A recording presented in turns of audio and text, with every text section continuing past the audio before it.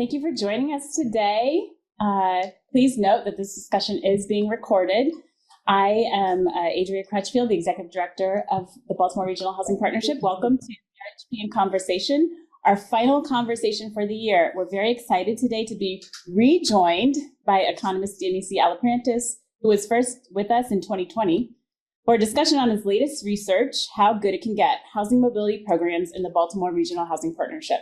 For those online, we're going to place everyone on mute for the discussion, but feel free to introduce yourself now in the chat. Let us know where you are dialing in from geographically and what you hope to learn from today's discussion. BRHP is a Baltimore-based nonprofit with the mission of expanding housing choices for families with low incomes who have historically been excluded from housing and opportunities in well-resourced neighborhoods. As the regional administrator of the Baltimore Housing Mobility Program, BRHP couples housing choice vouchers with housing counseling services to support over 4,300 families in accessing safe, healthy, and economically vibrant communities throughout the Baltimore region. Today, we're excited to discuss thoughtful research that examines how well the Baltimore Housing Mobility Program transforms lives by connecting families to neighborhoods with better performing schools and stronger economic prospects. Yet it also brings into focus the larger context of ongoing racial and economic inequality that pervades our systems through structural barriers that continue to shape access to opportunity for Black families in particular. This study measures success while challenging us to think about what's needed for the future. As we explore these findings together, let's consider what they mean for our work and for the larger fight for racial and economic justice. We'll have a Q&A session towards the end where you can ask questions, and we'll be joined by two research contributors that are here with us in the room, Dr. Stephanie DeLuca and Pete Symbolic. For those online, please type your questions into the chat at any time. We will read your questions aloud during the Q&A session. So now let me get to our guest of honor. Dionissi Aliprantis is an economist with research interests in human capital formation, racial inequality, and neighborhood effects. He has written papers investigating topics like early childhood education, how landlords, public housing policy, and wealth influence neighborhood sorting, how beliefs affect neighborhood formation, and what approaches allow us to formally model and identify neighborhood effects. Dionissi is currently a research fellow at the Center for Economic Research on Governance, Inequality, and Conflict, CERGIC, and at the École Normale Supérieure de Lyon in France. He is also an advisor at the Stone Center for Research on Wealth Inequality and Mobility at the University of Chicago and a member of the editorial board of the Journal of Economic Literature. Welcome, Dionissi. Thank you. I'll turn it over to you. Yeah, so a little bit of an introduction for me. So I'm an economist. I originally was very interested in thinking about economic development and economic growth in kind of an international context and thinking about inequality internationally and why some countries are so rich and some countries are so poor. And at some point in graduate school, I was pretty influenced after reading some Gandhi, thinking about the issue of self-improvement and thinking about, kind of trying to improve yourself and what's around you. And at that point in the late aughts, I was living in Philadelphia. And at some point I realized there's a lot going on in Philadelphia that I could maybe try to improve. And when I kind of looked at the US at that time, and when I look at it now, there's this glaring issue of racial inequality. And so I started thinking about that, started doing research on that. And that's kind of how I got to where we are today. So, yeah. So with that, I think we're going to load your presentation and let you dive right in, and then we'll have a little discussion and then a Q&A. Okay, great, thanks.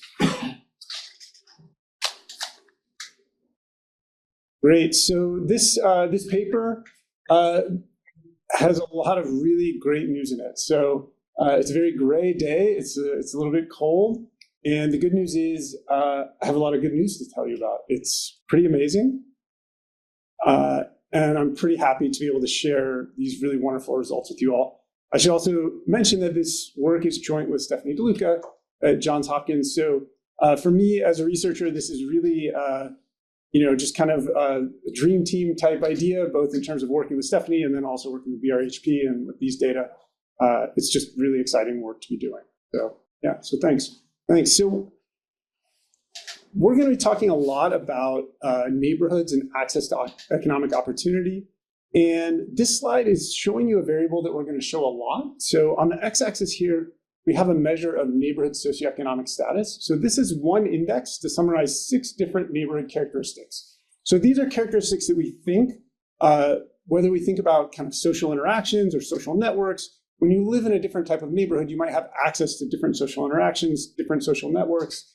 And there's lots of reasons that we think that this might have an effect on people's outcomes, the people that live in those neighborhoods. So I would just, there's 6 characteristics here in this index, which is a ranking from 0 to 100 of the entire country, so all of the census tracts in the US.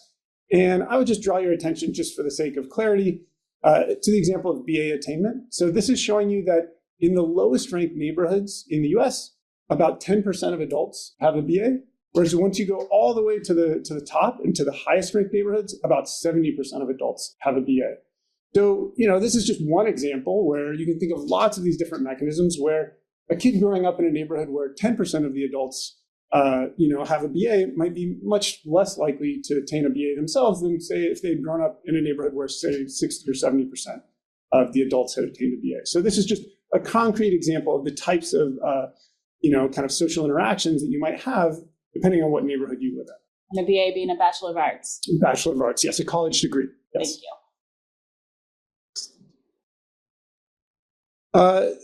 Another thing that, another type of social interaction, one of the most basic ones for kids, has to do with the schools that they're in. And this graph is showing you in the state of Maryland. So again, this neighborhood SES measure on the x-axis, that's for the entire country. But it's showing you on the y-axis, this is school performance in the state of Maryland. This is showing you the average test score in the school. So you can see that in the lowest ranked neighborhoods, typically some of the schools are performing at about the 10th percentile in the state, whereas in the highest ranked neighborhoods, they're, say, at the 80th percentile in the state on average, right? And so again, this is just another example where living in a lower ranked neighborhood means that you are accessing schools that are performing in a much different way than the schools in the higher ranked neighborhoods. And then here, this is data from the Gun Violence Archive. So, actually finding evidence on kind of gun violence is a little bit difficult in terms of data. This is from the Gun Violence Archive.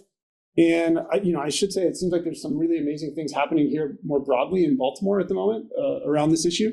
But this is showing you nationally, each of those dots is one of the percentiles. So 1% of the neighborhoods in the entire country as they're ranked according to this neighborhood SES ranking. And it's showing you the number of homicides on average at that level of neighborhood SES. And you see that there's this large increase as we go to the lowest ranked neighborhoods. And when we think about personal security, personal safety, and how destabilizing and how stressful and how traumatic that can often be, this is the kind of neighborhood effect that we think really matters.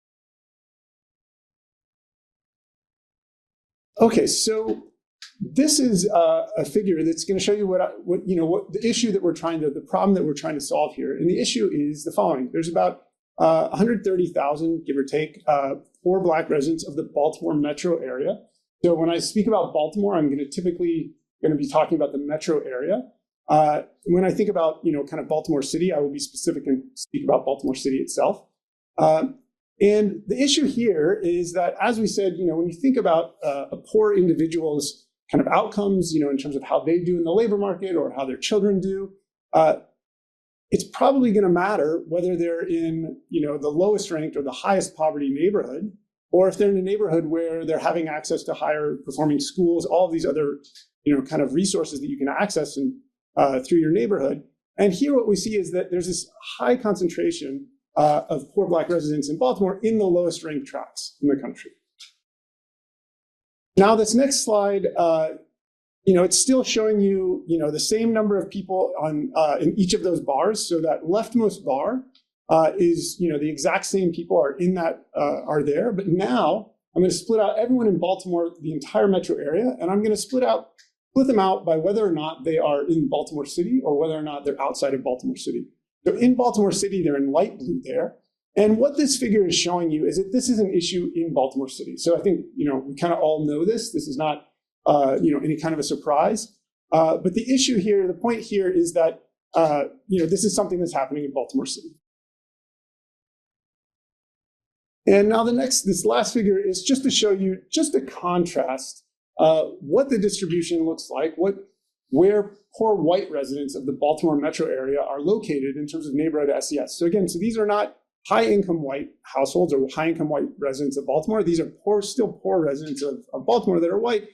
And you see that they're much more uniformly distributed across neighborhoods. And so it gives this kind of very natural counterfactual. When you think about, those blue bars, how would people do if they were kind of distributed in that way, where they're kind of more concentrated in the lowest ranked neighborhoods versus if they, were concentrated pretty uniformly across different neighborhoods? How differently would their outcomes, end up?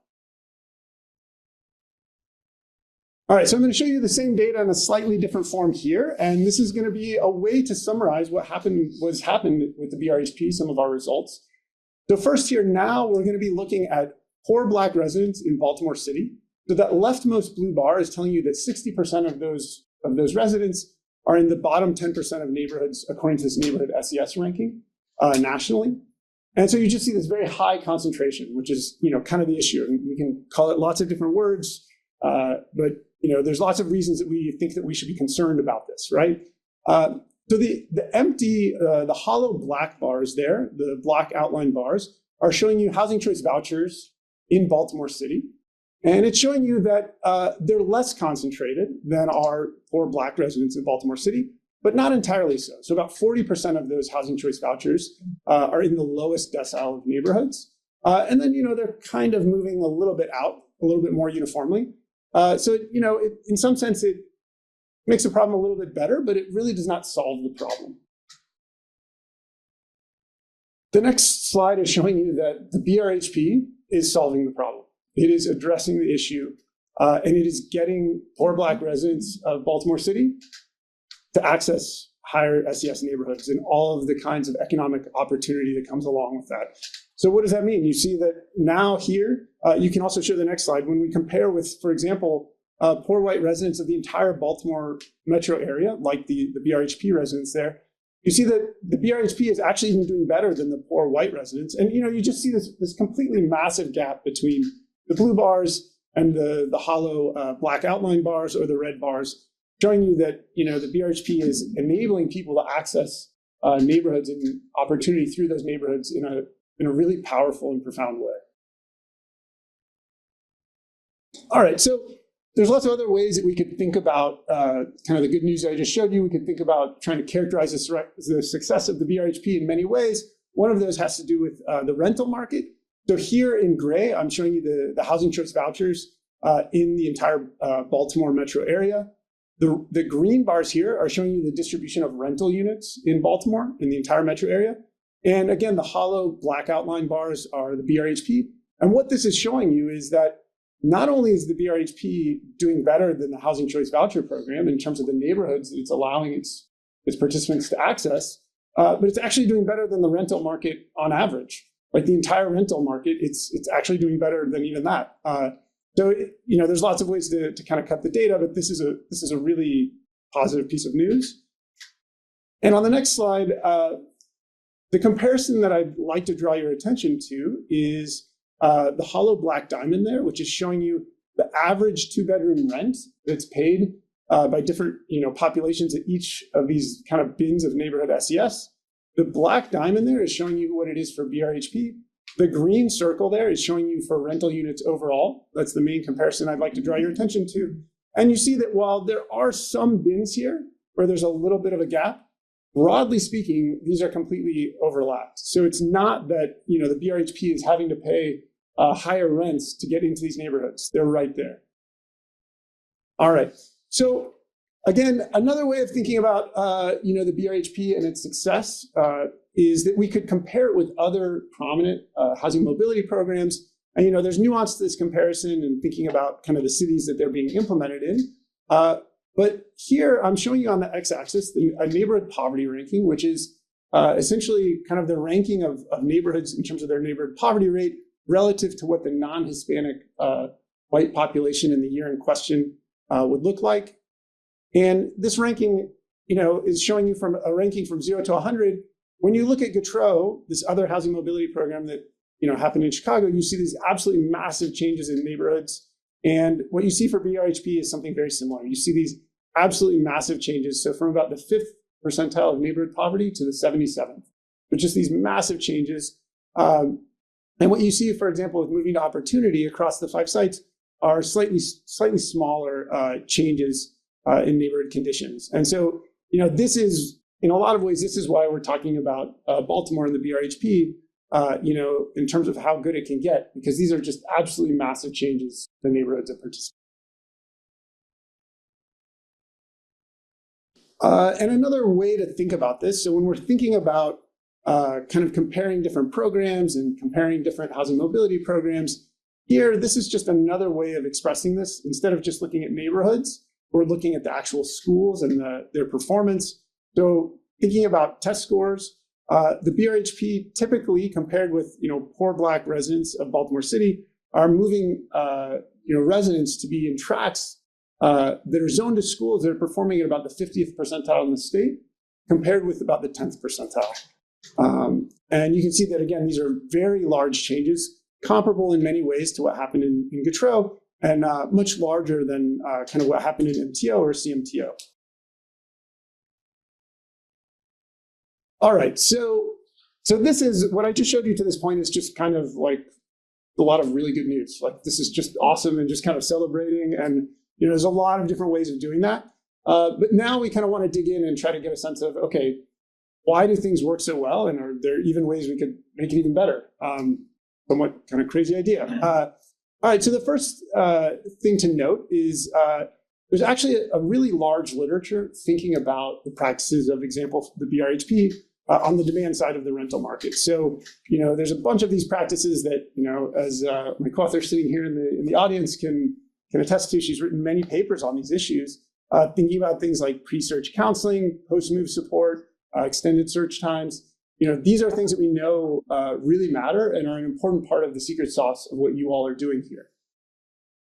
This study, though, this research that we're undertaking at the moment is actually trying to think a little bit more, though, about the supply side of the rental market and trying to see, okay, can we learn anything about how the BRHP is interacting with the supply side? Yeah. So the first point here has to do with this issue about the regional design of the program. So, the BRHP is encouraging participants to actually cross jurisdictions. This is very similar to Gautreaux and a little bit different than MTO or CMTO. And another issue that I think will become clear when I show the slides is that it's just this question of are all of the different opportunity neighborhoods in Baltimore the same? So it turns out that there's kind of this much broader tide that the BRHP is kind of going out into the world and facing.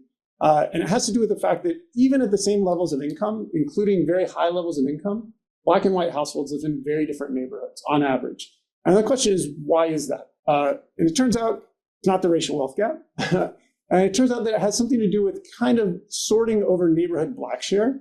And this leads to a bunch of nuanced questions about how do people move in our cities? And we're going to start to look at that and how BRHP participants navigate those issues.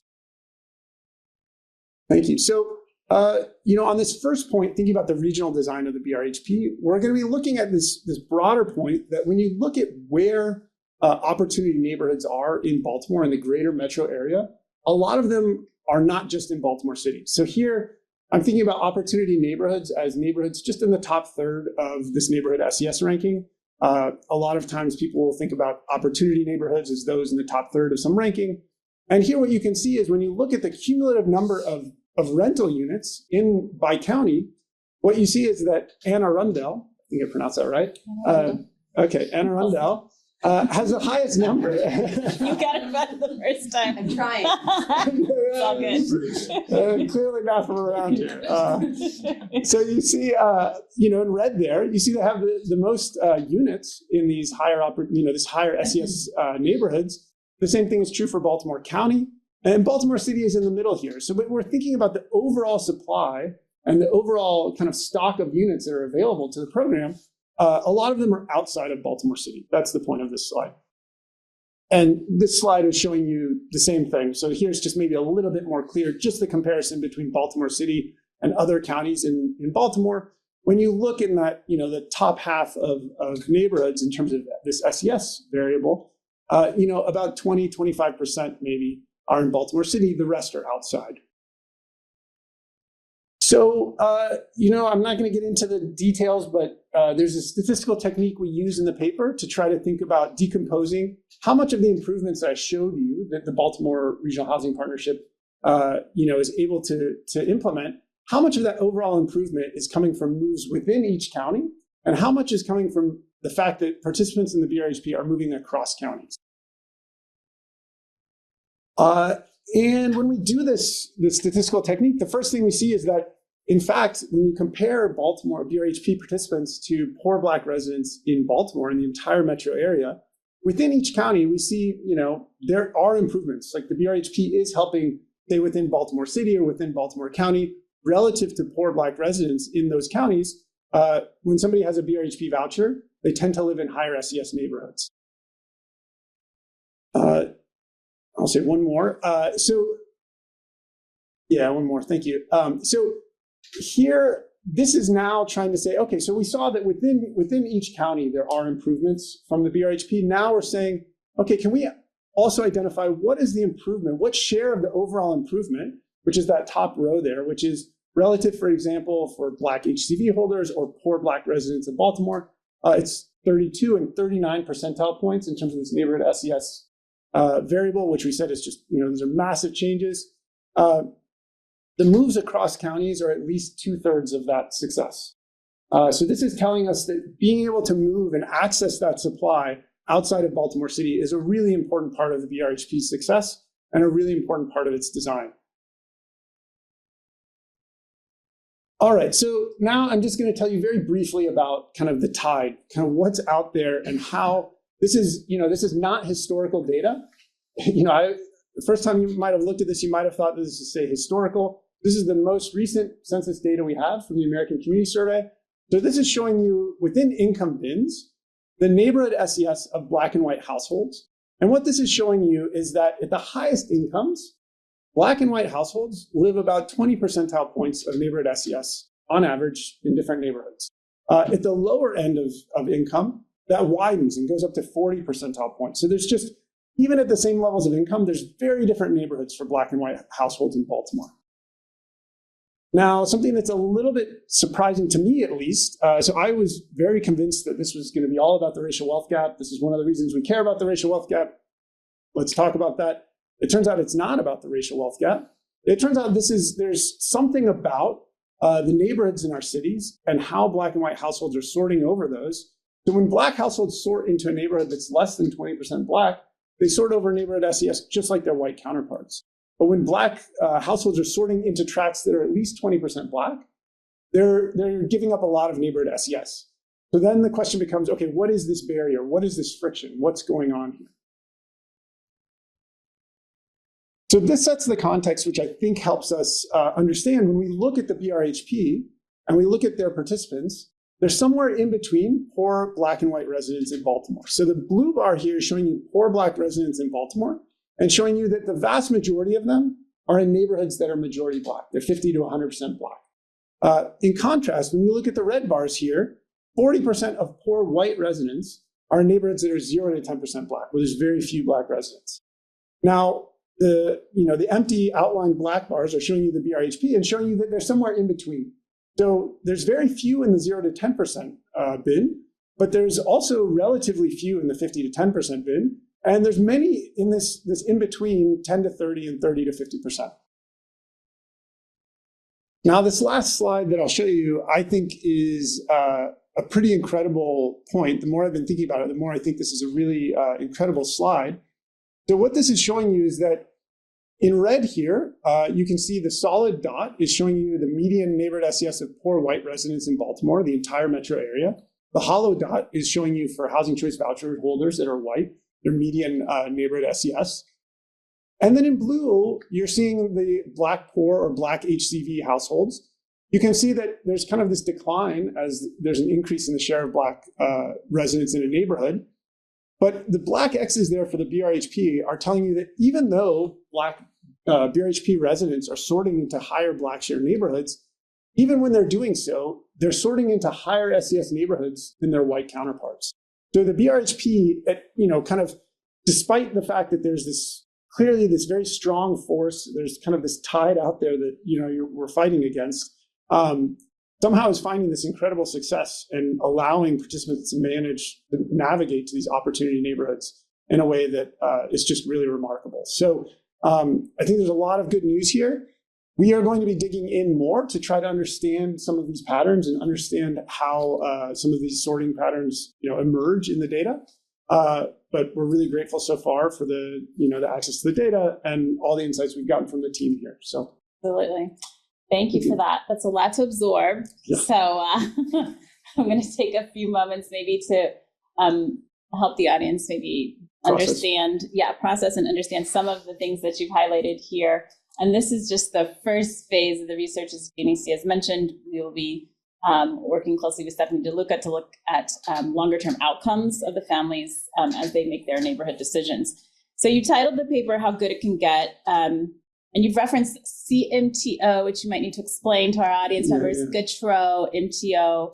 But can you elaborate on what motivated you to conduct this study and what you think makes the BHP so much more remarkable or in comparison to some of these other legacy programs or current programs that are out there? Yeah, so I think,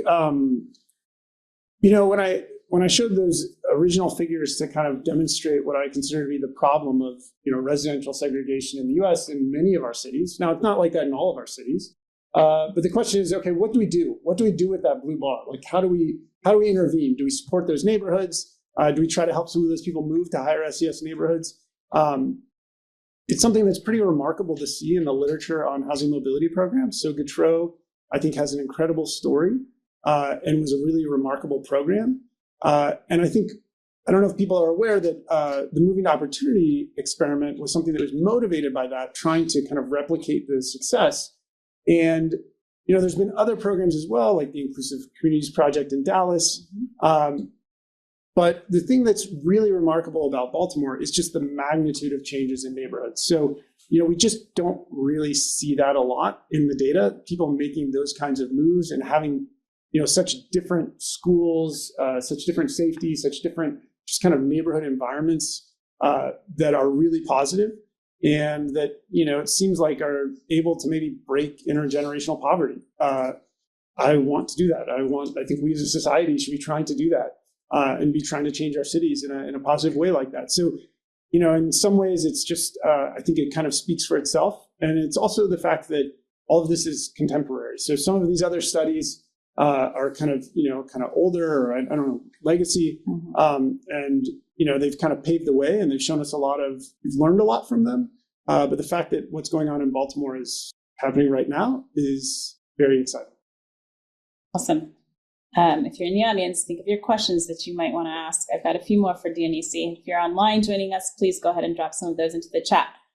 So Dionissi's slides are accompanied by a larger research paper that'll be a working paper, I should say, that'll be available soon online. But we found that subsequent moves for participants in the BHMP tend to be to slightly lower SES neighborhoods, but still dramatically higher than their family's origin neighborhoods.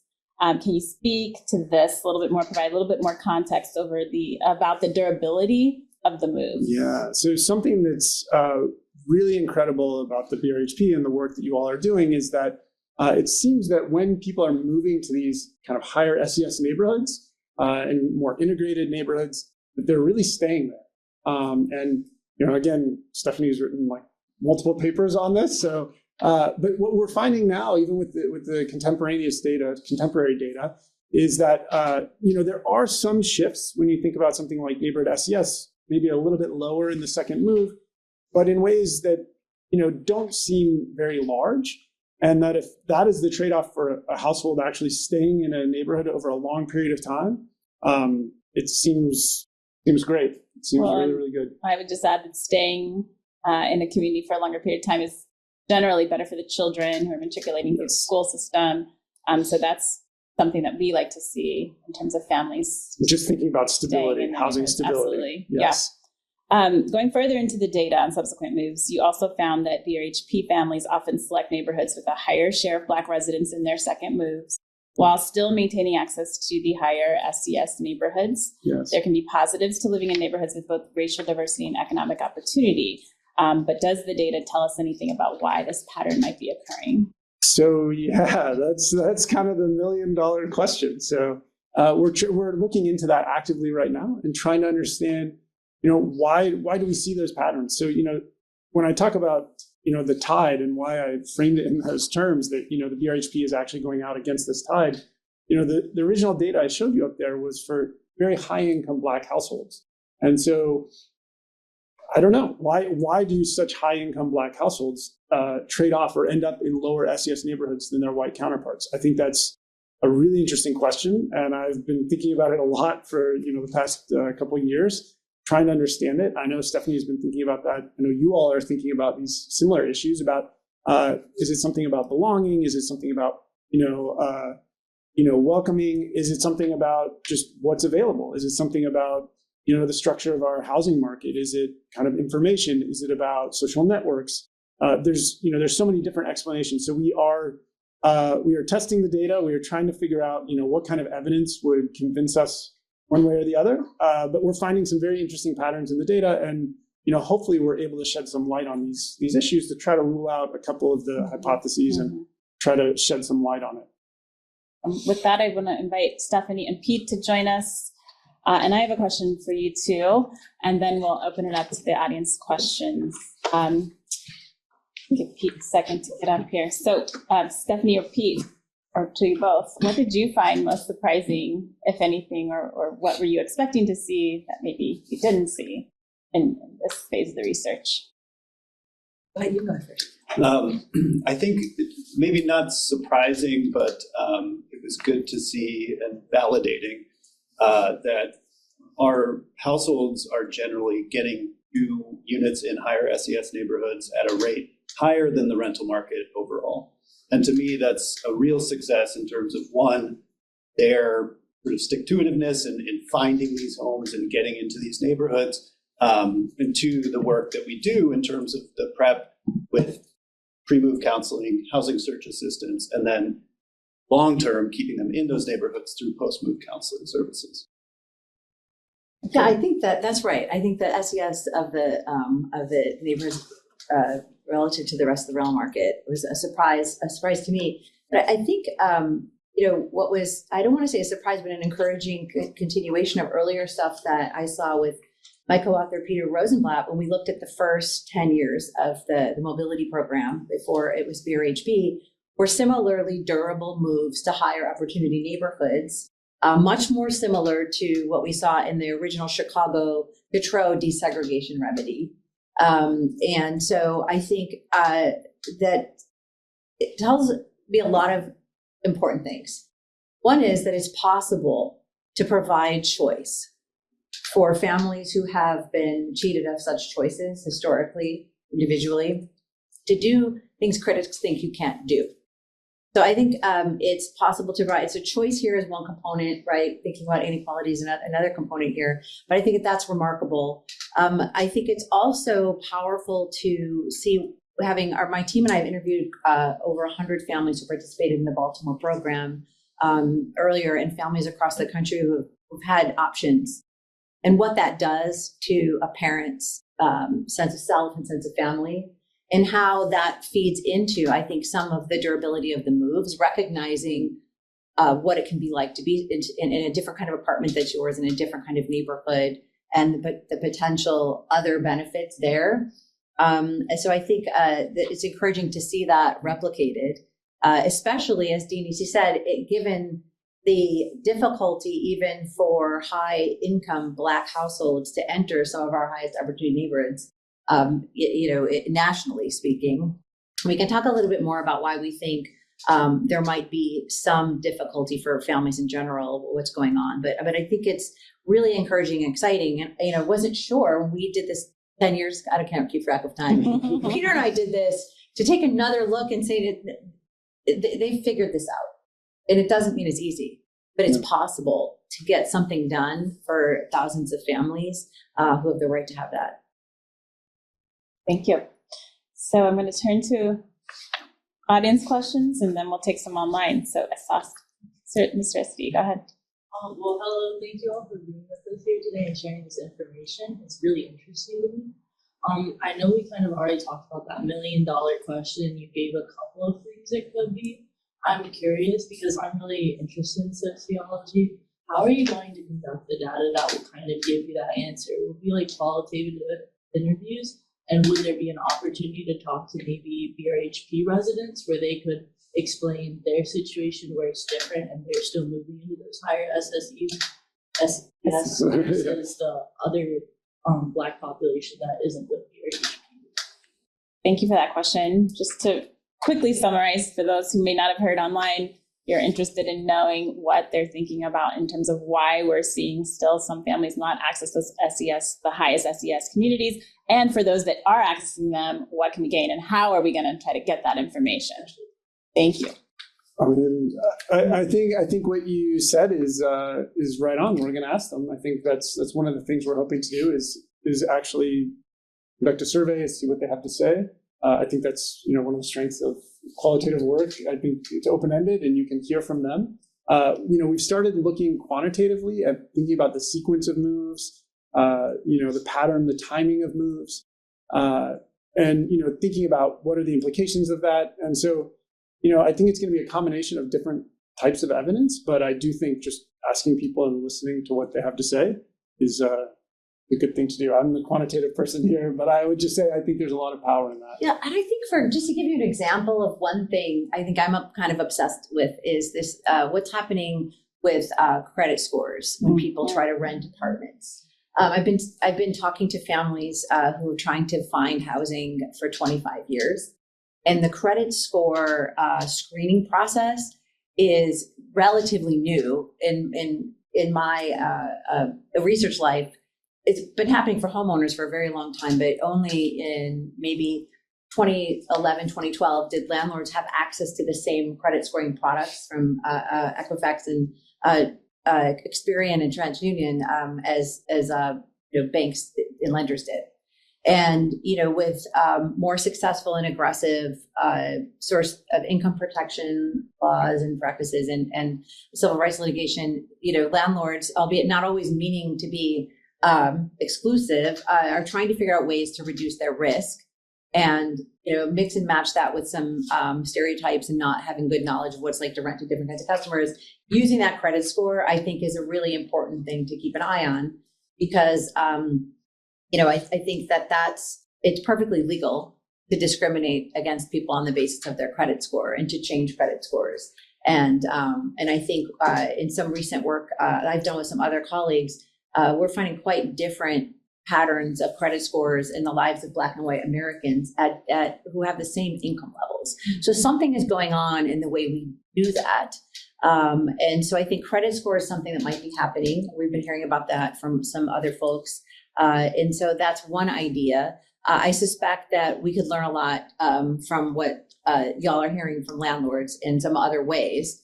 What does it take to build a relationship with a landlord to say, give a family a try?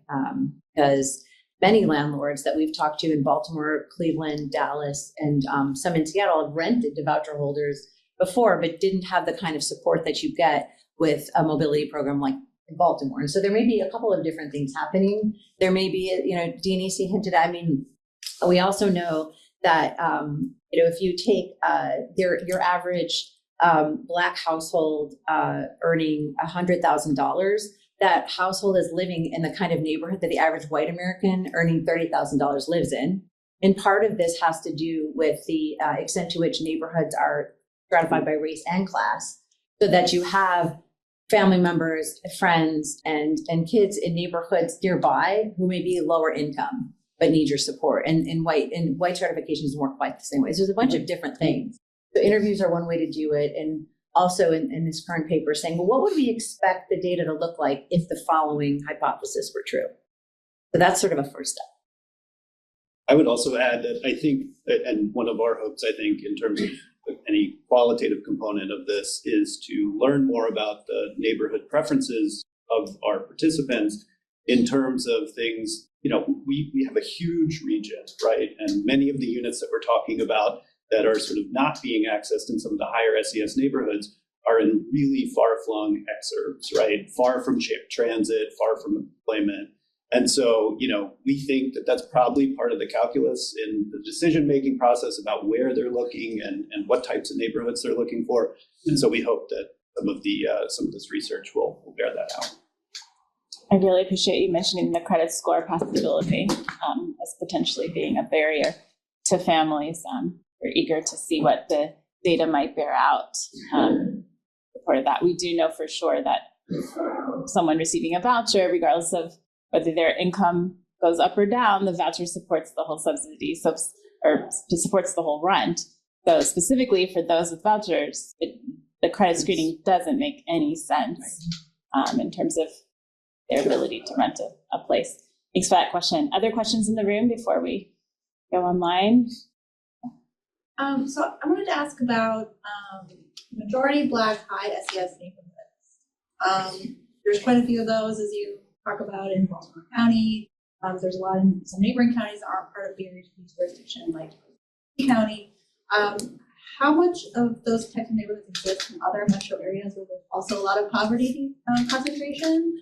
And what does that say about what are the implications for the replicability? So I guess that's a great question. Thank you. Just repeat it, summarize it. So the question is, in Baltimore, there's kind of a substantial number of kind of majority Black high SES neighborhoods that aren't necessarily present in all other metros. And what does that mean?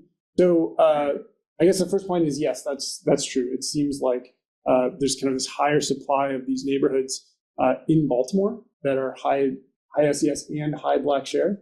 And in terms of what this means for, kind of other replicability, I think this could mean any number of things. I think the first point that I guess kind of for me gives me some kind of comfort or seems like a positive signal is that, whatever the share of Black residents in the neighborhood, the BRHP participants are finding a way to navigate to opportunity neighborhoods. So I think in general, thinking about like extrapolating and thinking about new sites, that's kind of the most important point to me in the sense of whatever the supply they'll be dealing with in those other cities, it seems that there is a way to get them to higher SES neighborhoods.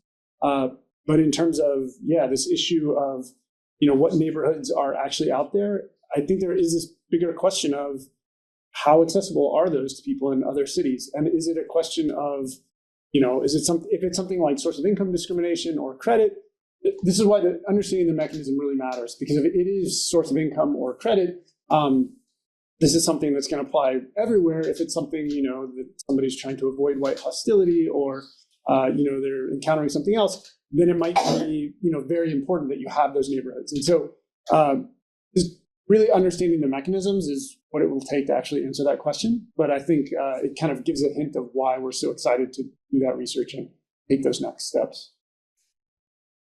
Questions from online? Yeah, so there's a very active chat communication. A lot of it is our participants who are sharing their experiences, saying like, yes, they are, their children are having good experiences at their schools. They do enjoy where they're living now, as well as other experiences. But I think the one thing is actually related to the first question as well. There were some questions about how you were going to go about doing the data collection as you were looking at these causes for the sorting. You were going to engage with BRHP participants, as you already mentioned. And as you are finding information right now, is there the question of the stigma that exists out there around renting to voucher holders? Does it seem like there has been any change in that as we're looking at data across a period of time? Has this changed at all? Is your research bearing out any differences in terms of post, passage of certain legislation, or as the times have changed? Have we seen any difference in discrimination and stigma? Have we seen any differences in stigma? Discrimination? Does the data tell a different story? I guess so. One of the issues with interpreting the data around the passage of source of income protection laws here is that it happened very similar timing with COVID.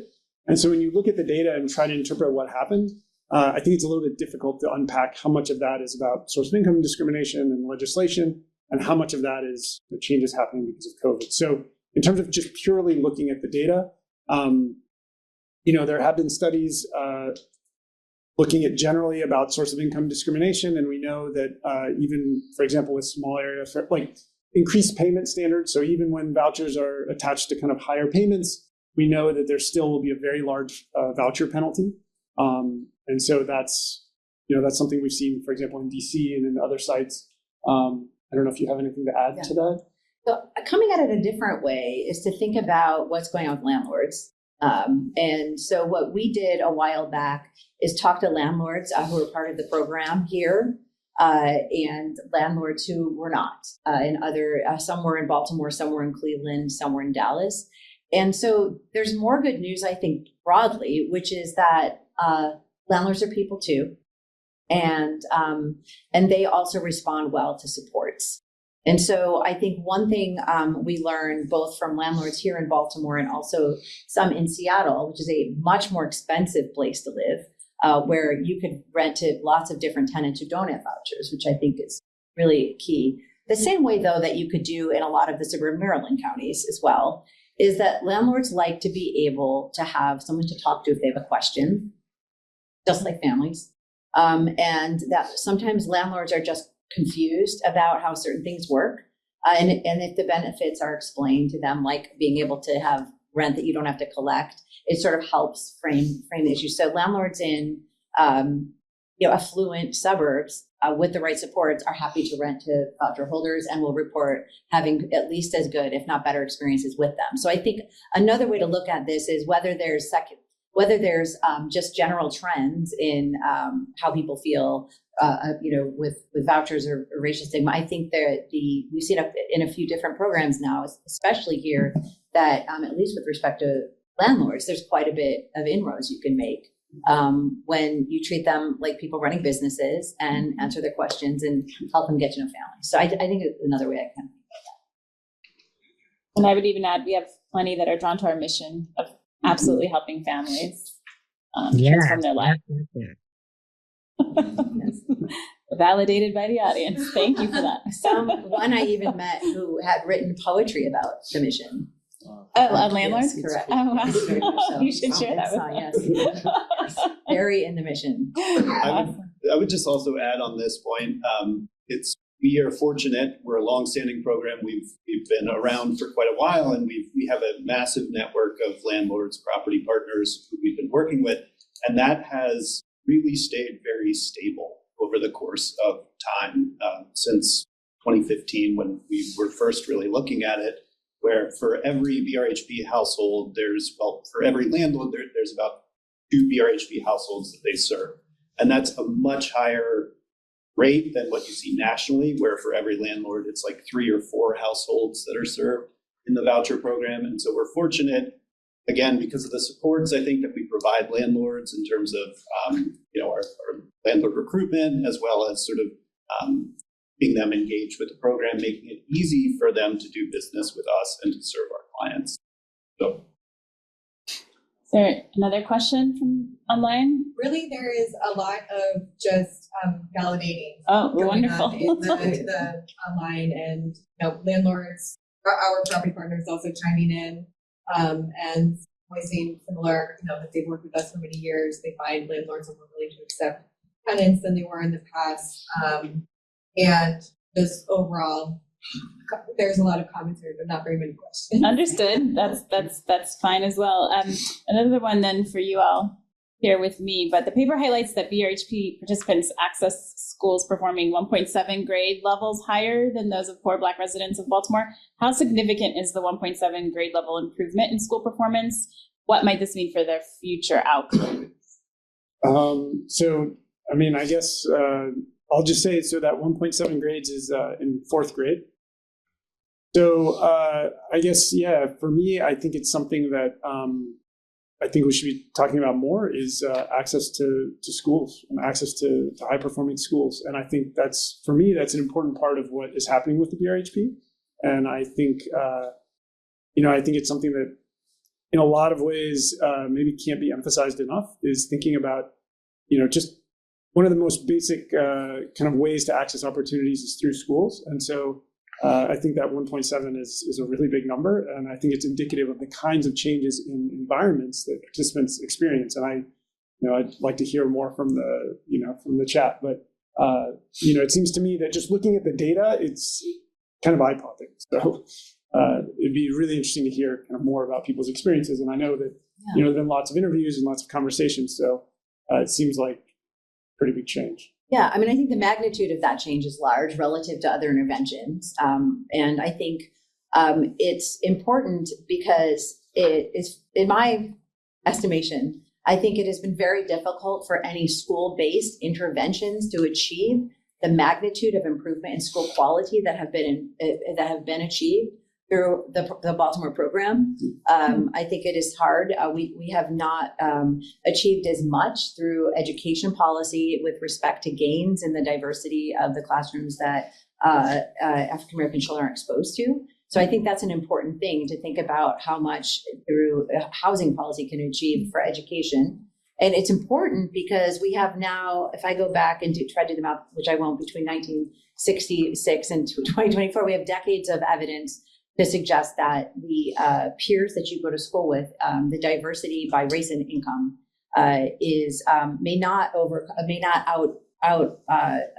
perform the importance of family, but does the next most over school funding or anything else to improve outcomes for children. So we know this from a few studies over the last few decades, really to say it matters who your kids are around, and it matters more than just spending more money. But I think there's two things. One is that we achieve a lot more through housing policy with respect to education quality gains than education policy. And I think that the classroom diversity has bigger impacts on children's test score outcomes, or reductions in gaps in test scores between children who do and don't live in neighborhoods like this than just spending money on schools alone. Add something else to that. I mean, yes, everything Stephanie just said. And then I'd actually like to add the point that there's a lot of evidence that when you look at the labor market and labor market outcomes, how important these test scores are. So in some sense, they're measuring some important skills. So when you think about schools and the role of schools in democratic society, there's a lot of things we want schools to do. But when we think about the different kinds of skills that we want students to have, I think there's a wide range that aren't necessarily all captured in test scores. But when I think about individual kids and what's good for them and how they will do in the labor market, I think those test scores are highly predictive of how they will do in the labor market. And so, when you think about what will actually improve their outcomes, I think it's a really important part of the equation. And one more thing about parents here. So when we spoke to parents in this program, I think we were doing this in 2012 through 2016. What was remarkable is not just one mom said, my child was so excited to go to school, he cried. A joy to go to school, which I had never seen him do before. And I think that what's interesting about that, right, is it changes how parents see their own kids. So we saw some of this without asking for it explicitly in Baltimore, and saw it again for some parents in Seattle who had children who were able to go to schools that were higher quality. So I think there's like an additional benefit here to, I think, parent mental health and the feeling of being able to parent in a way that makes you feel good, but also a family dynamic that is something I've been thinking a lot more about, but what it's like to see your children differently and for children to see parents stable. And so I think that, also is part of what's inside these changes at the neighborhood and school level. I would also add that, because of our program focusing on serving families primarily with children, we have really weighted school indicators heavily in our opportunity maps. And so we have test scores as well as disparities in test scores, as well as disparities in discipline in schools, all factors in our opportunity map. And that really informs everything in terms of how we do our program. Our payment standards are directly tied to whether or not something's an opportunity area or not. So we're really prioritizing that in terms of where we're giving the economic nudge for households to go in terms of their housing search. We're coming to the close, but before we close out formally, Stephanie, Pete, and then Dionissi, any final thoughts you want to leave us with? Anything you're looking forward to in the second phase of research? Start with Stephanie. Okay. Gosh. But I think these questions that remind us your name. My name's Saraswati. Saraswati is raising about how does it work? So I think, which is why bringing together different kinds of data is useful to say, well, how does it work? It's good that it did.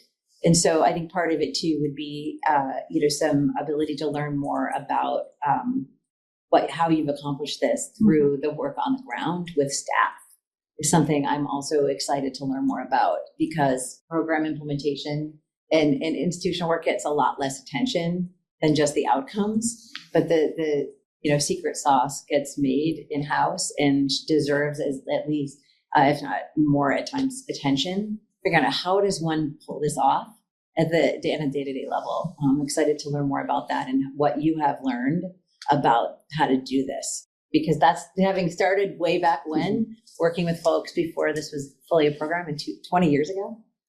It's exciting to also to learn more about how you've learned this. So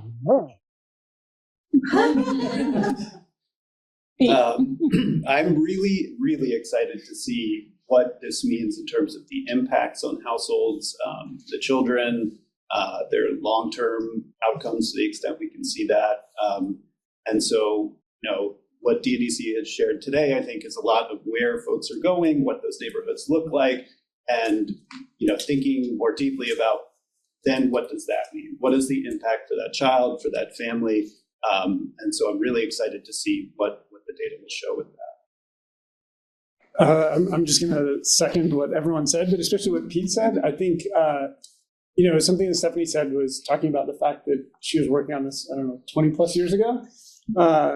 And I think, so we have a long time period to follow families and to follow, kids. And so we can see how these changes in their neighborhoods and their schools affected them. So I think for me, that's something that's very exciting, because in the end, why do we care about all of this, right? We care about the individuals participating in the program and how we improve their outcomes. And so, being able to see that, I think, is going to be very exciting. And I'm very excited to see, obviously, all the little details as a researcher. I too echo that excitement about looking at BRHP's data. Yeah. Are we really breaking cycles of poverty? That's what I really want to know. And hopefully we'll be able to glean from your all's future efforts. So with that, thank you again to Stephanie, Pete, and Dionissi for joining us. Thank you to all of you who joined me in the room today and all of you online. We'll hope you'll stay connected with us. Sign up for our updates at brhp.org. Follow us on social media, Instagram, Facebook, X. We're also on LinkedIn. To continue this dialogue, we'll be sending a feedback survey, and we hope you'll take a moment to let us know your future thoughts on guests and topics that we should explore. Thank you all for being here, and have a great rest of your day.